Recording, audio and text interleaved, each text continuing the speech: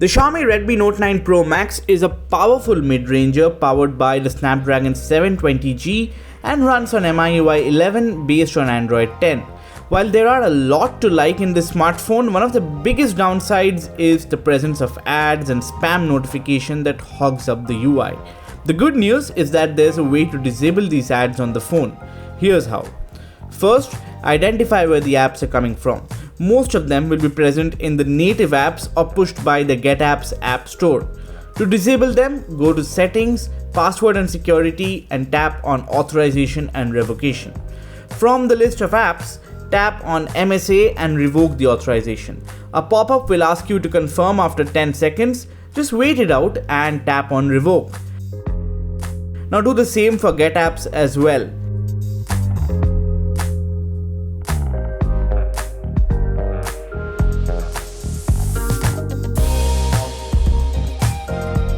Next, go to Password and Security once again. Select Privacy from the list of options. Scroll down to User Experience Program category. Here, disable the toggle for User Experience Program and send diagnostic data automatically.